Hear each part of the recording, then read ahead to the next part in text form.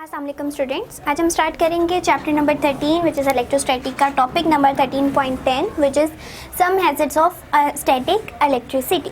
सो अभी तक जो हम इस चैप्टर में डिस्कस करते आ रहे हैं वो यही है कि हम किस तरह से कोई भी बॉडी है उसके ऊपर चार्ज जो है वो प्रोड्यूस करवा सकते हैं सॉरी किस तरह से हम एक बॉडी के ऊपर चार्जेस को प्रोड्यूस करवा रहे हैं, ठीक है।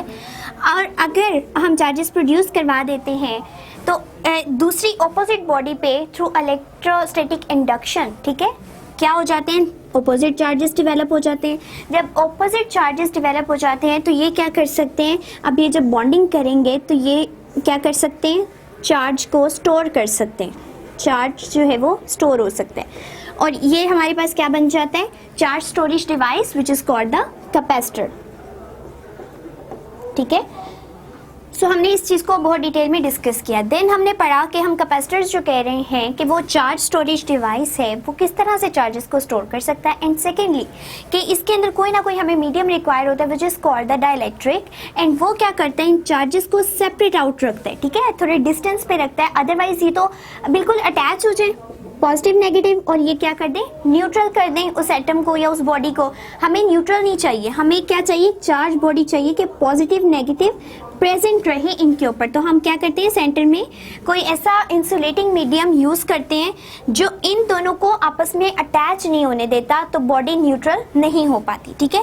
देन हमने डाइलेक्ट्रिक को डिस्कस किया। देन हमने क्या किया, हमने कैपेसिटर्स के डिफरेंट टाइप को डिस्कस किया, ठीक है, कि हमारे पास किस किस तरह के कैपेसिटर्स हैं जो हम यूज़ करते हैं डेली लाइफ में, हमारे बहुत सी एप्लीकेशन में यूज़ होते हैं। लाइक अगर हम फ़ैन को देख लें, जो सीलिंग फैंस होते हैं, हमारे पेडेस्टल फैंस को देख लें, हमारे इलेक्ट्रॉनिक सर्किट्स, सब में क्या यूज़ हो रहा है, कैपेसिटर्स यूज़ हो रहे हैं और वो डिफरेंट डिफरेंट टाइप के हैं, ठीक है। कोई कहीं पे पेपर कैपेसिटर यूज़ हो रहा है, कहीं पे इलेक्ट्रोलाइटिक कैपेसिटर यूज़ हो रहा है। इसी तरह हम हर जगह हर डिवाइस के लिए एक other form of capacitor use करें, ठीक है। इसी तरह से देन हमने पढ़ा कि हम इलेक्ट्रोस्टैटिक को किस तरह अपनी डेली लाइफ में देख रहे हैं, कहाँ कहाँ पे हमें चार्ज प्रोड्यूस होता दिखाई दे रहा है। अब इस तमाम डिस्कशन के बाद हम कहाँ पे पहुँच गए, हम उसके हैज़र्ड्स पे पहुँच गए, कुछ उसके नुकसानात पे, ठीक है, खतरात, सॉरी, ठीक है।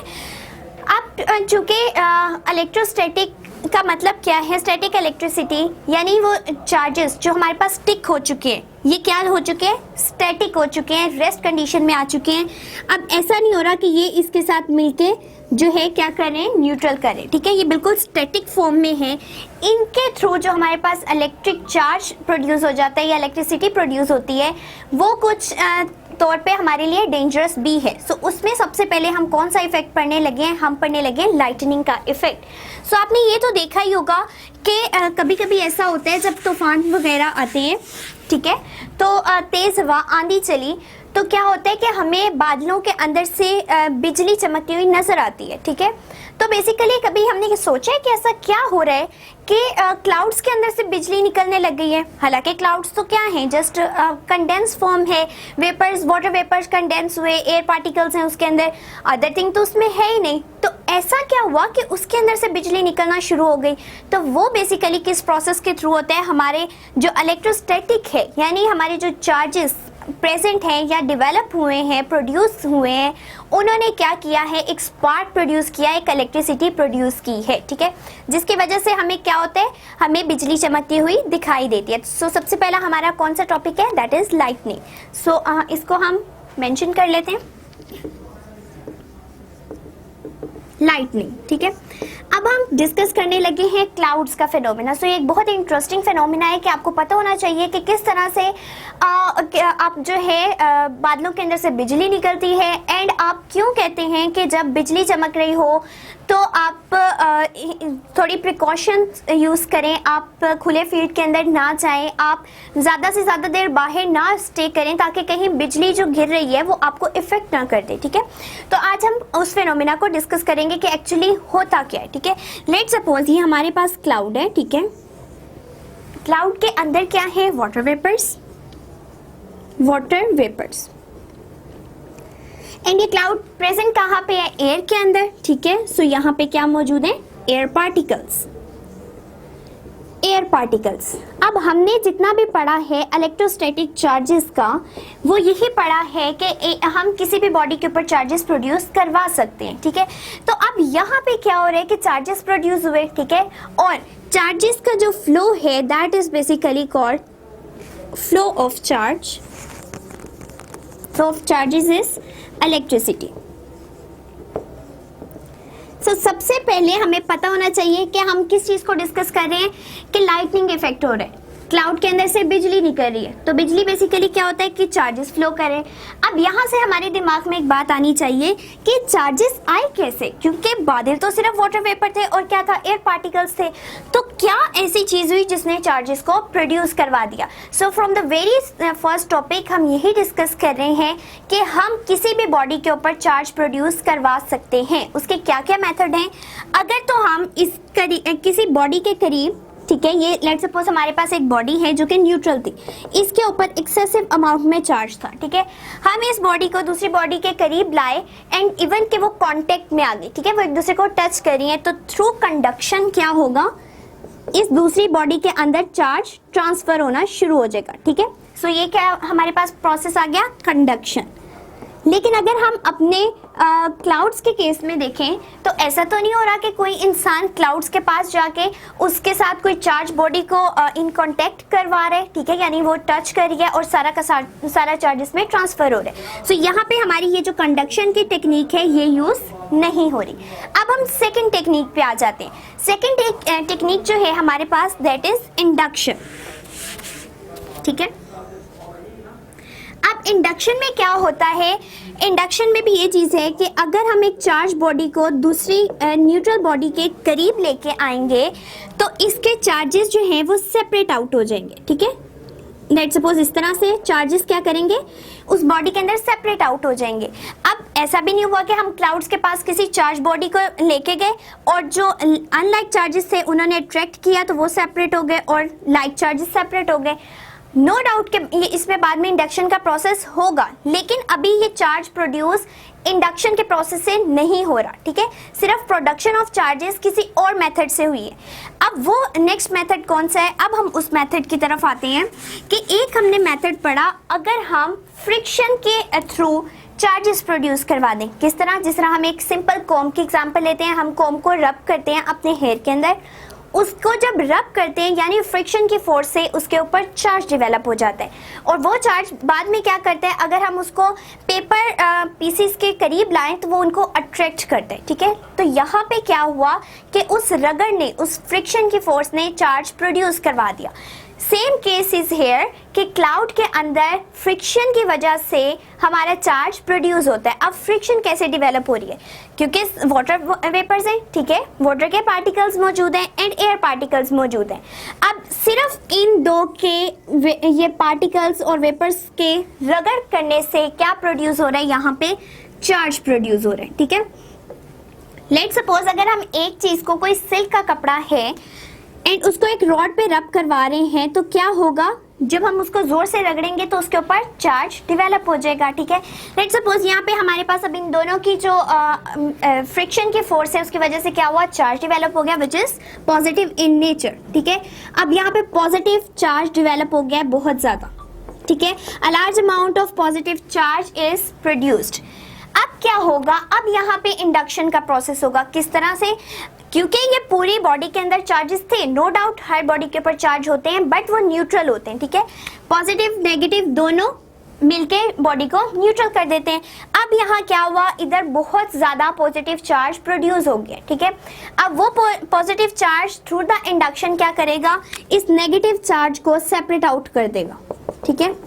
सो यहाँ पे क्या हो जाएगा, यहाँ पे एक्सेसिव अमाउंट में पॉजिटिव और नेगेटिव चार्जेस जो है वो प्रोड्यूस हो जाएंगे। पहले किससे हुआ, पहला प्रोसेस हमारे पास हुआ फ्रिक्शन का, ठीक है, फ्रिक्शन प्रोसेस हुआ। सेकंड प्रोसेस अब हमारे पास हुआ है इंडक्शन का।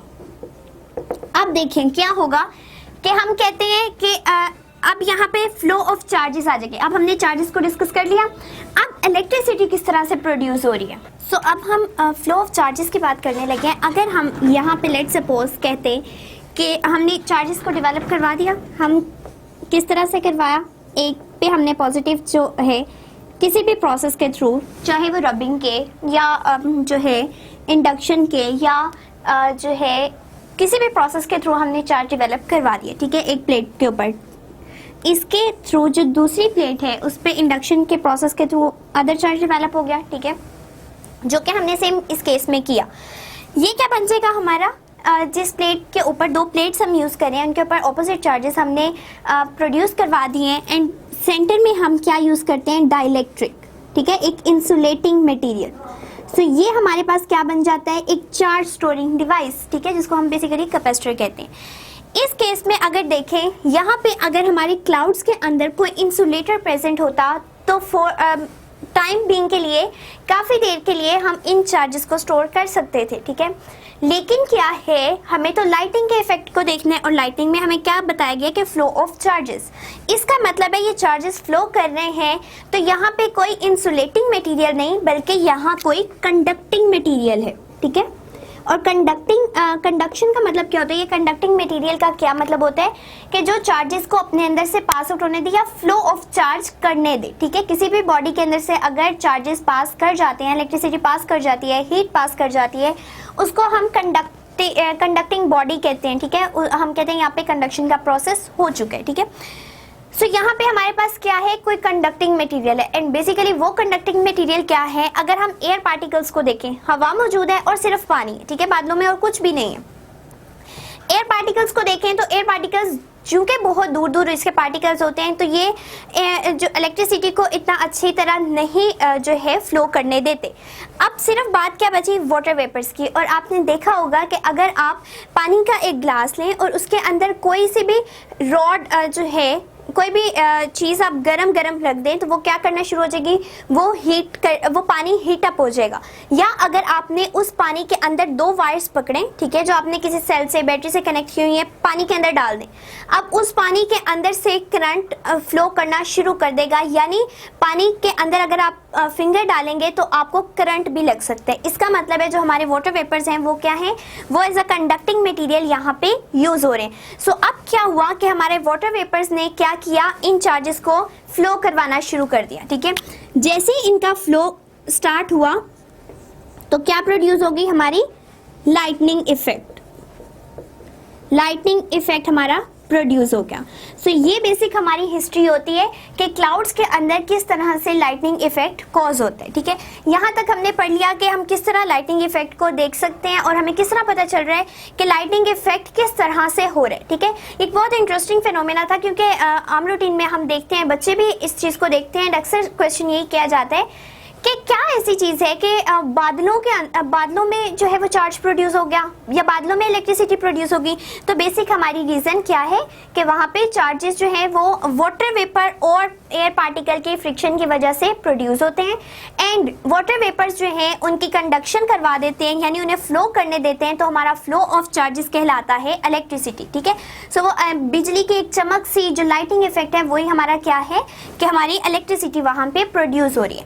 अब इसके अगेंस्ट अब देखें, हम यहाँ पे लाइटनिंग इफेक्ट तो कॉज हो रहा था, लेकिन वो जमीन तक कैसे पहुंच रहा था। अब समटाइम आपने देखा होगा कि कोई बिजली इतनी तेज चमकती है कि वो ग्राउंड पे भी आके टकराती है, एंड समटाइम आपने ऐसा भी सुना होगा कि फला बंदे को जो है वो बिजली लग गई और वो मर गया, या इस घर के वहाँ पे बहुत ज़्यादा बिजली गिर रही थी और घर के अंदर करंट आ गया तो वो लोगों की डेथ हो गई, ठीक है। तो इतनी दूर से हम तक किस तरह से कौन सा प्रोसेस है जो लाइट को इतनी दूर तक ट्रैवल करने में हेल्प आउट कर रहा है, ठीक है, यानी इलेक्ट्रिसिटी इतनी दूर से हम तक ट्रैवल करके आ रही है और ग्राउंड के ऊपर इफेक्ट भी कॉज करी। तो अभी तक हमने क्या बात की है कि क्लाउड के अंदर जो चार्जेस प्रोड्यूस हो चुके हैं, ठीक है। अब हमारी क्या आ जाती है, ग्राउंड, ठीक है, ये ग्राउंड है हमारी, लेट सपोज। अब क्या हुआ कि इतने चार्ज डेवलप हो चुके हैं, इतना स्ट्रॉन्ग चार्ज है यहाँ पे, इतनी स्ट्रॉन्ग इलेक्ट्रिक फील्ड डेवलप हो चुकी है कि जितना थोड़ा ज़्यादा भी डिस्टेंस है हमारे पास तो फिर भी क्या होगा कि यहाँ पे इंडक्शन का प्रोसेस होगा, क्योंकि यहाँ पे तमाम नेगेटिव चार्जेस इकट्ठे हो चुके हैं। इंडक्शन के प्रोसेस के थ्रू हमारे ग्राउंड पे क्या आ जाएगा, पॉजिटिव चार्ज, ठीक है। इतना पॉजिटिव चार्ज स्प्रेड हो जाएगा जिसकी वजह से क्या होगा, यहाँ पे लाइटनिंग का इफेक्ट कॉज हुआ, ठीक है, एंड आगे भी क्या हो रहा है, क्योंकि हमारी जो चार्जेस हैं वो फ्लो करते जा रहे हैं, जिसकी वजह से इलेक्ट्रिसिटी प्रोड्यूस हो रही है, तो हमारे क्लाउड से अर्थ तक वो लाइटनिंग इफेक्ट पहुंच रहा है। ठीक है, तो ये बेसिक हमारी रीजन थी कि चार्जेस ने जैसे ही एक चार्ज डेवलप हुआ, इंडक्शन के थ्रू दूसरा प्रोड्यूस हो गया, जब दूसरा हुआ तो उसने फिर इंडक्शन के प्रोसेस के थ्रू ग्राउंड के ऊपर भी चार्ज डेवलप कर दिया है। ठीक है, तो इस केस में हमारे पास थोड़ी सी प्रिकॉशंस आ जाती हैं कि आप जब लाइटिंग का इफेक्ट हो रहा हो, आप बाहर जाने से गुरेज करें, आप दरख्त के पास ना खड़े हो। तो ये बेसिकली दरख्त के पास ना खड़े होने की रीज़न क्या है कि लेट सपोज ये हमारा कोई भी ट्री है, ट्री थोड़ा हाइट पे होता है। ठीक है, जितना ये ज्यादा हाइट पे होगा, ये चार्जेस उसके उतने करीब आ गए। ठीक है, इतने करीब आने की वजह से इनके ऊपर इंडक्शन के प्रोसेस के थ्रू चार्ज ज्यादा डेवलप होगा। ठीक है, ज्यादा तेजी से और ज्यादा अमाउंट में चार्ज डेवलप हो गया। ठीक है, अब चार्ज डेवलप हुआ है, यहाँ से फ्लो ऑफ इलेक्ट्रॉन्स जो है या फ्लो ऑफ चार्ज जो है वो स्टार्ट हो गया। जब फ्लो ऑफ चार्ज स्टार्ट हुआ, हमारी इलेक्ट्रिसिटी प्रोड्यूस हो गई एंड इवन यहाँ पे भी करंट प्रोड्यूस होना शुरू हो गया। ठीक है, इसी तरह से अगर लाइटनिंग का इफेक्ट हो रहा हो तो कहा जाता है कि पानी के पास ना जाएं, क्योंकि जिस तरह हमने देखा क्यों पानी के पास ना जाएं, यहाँ पे जो हमारी चार्जेस फ्लो किए हैं वो किस वजह से किए हैं कि यहाँ पे कोई ना कोई कंडक्टिंग मटेरियल प्रेजेंट था, और वो कौन सा था, वो थे वाटर वेपर्स। तो वाटर के अंदर बहुत इजीली करंट फ्लो कर सकता है, इसलिए आप जो है अगर लाइटनिंग इफेक्ट हो रहा हो तो पानी के पास भी जाना बहुत खतरा का बायस है, क्योंकि वहाँ पे भी इलेक्ट्रिसिटी प्रोड्यूस होना शुरू हो जाती है एंड उसकी वजह से क्या होता है, करंट लग सकता है। ठीक है, सो ये हमने मेन आर्टिकल पढ़ लिया कि लाइटिंग इफेक्ट किस तरह से हो रहा है। अब अगर हम लाइटिंग इफेक्ट से बचना चाह रहे हैं, लाइटिंग तो हो रही है, अब हम अपने घरों को उससे सेफ रखना चाह रहे हैं। ठीक है, तो हम क्या करेंगे, हमें क्या करवाना पड़ेगा, अपने घरों के ऊपर एक कंडक्टर जो है वो सेट करवाना पड़ेगा। ठीक है, क्या होगा, क्योंकि थोड़े हमारे घर भी हाइट पे होते हैं एज कम्पेयर टू ग्राउंड, तो उनके ऊपर भी बहुत ज़्यादा चार्ज डेवलप हो जाता है एंड चार्ज डेवलप होने की वजह से फ्लो करते हैं चार्जेस एंड क्या होता है, अल्टीमेटली लाइटनिंग इफेक्ट होता है एंड करंट जो है वो हमारे घरों को भी हार्म पहुंचा सकता है एंड हमें भी। तो हमने अपने घरों पे क्या करना है, लेट सपोज ये हमारा कोई भी घर ले लेते हैं। ठीक है, सो यहाँ पे हम क्या करेंगे, हमने एक कंडक्टर को यूज करवाना है। बेसिकली उस कंडक्टर का काम क्या है कि वो अपने अंदर से पास आउट होने देगा करंट को। अब जितना भी लाइटनिंग इफेक्ट कॉज होगा ये उसको फौरन से कैच कर लेगा। ठीक है, इसका काम ही यही है कि ये नीचे पहुंचने से पहले ही तमाम चार्जेस को क्या करेगा, अपने अंदर से पास आउट होने देगा। और इसका कनेक्शन कहाँ किया होता है, ग्राउंड के अंदर। ठीक है, ग्राउंड कर दिया जाता है इसको। सो क्या होगा, हमारे अगर लाइटिंग का इफेक्ट हो रहा है, तमाम लाइट अगर कोई गिर रही है तो यहाँ पे गिरने से पहले ही कंडक्टिंग मटेरियल उसको अपने अंदर से पास आउट करवाएगा एंड उसको पास आउट करवा के ग्राउंड करवा देगा। सो जो भी चीज ग्राउंड में चली जाती है, जिसको हम ग्राउंड करवा देते हैं, वो हम पे कोई हार्मफुल इफेक्ट कॉज नहीं करती। सो ये थी हमारी प्रिकॉशन एंड हमने पढ़ लिया कि लाइटिंग इफेक्ट कैसे कॉज होता है।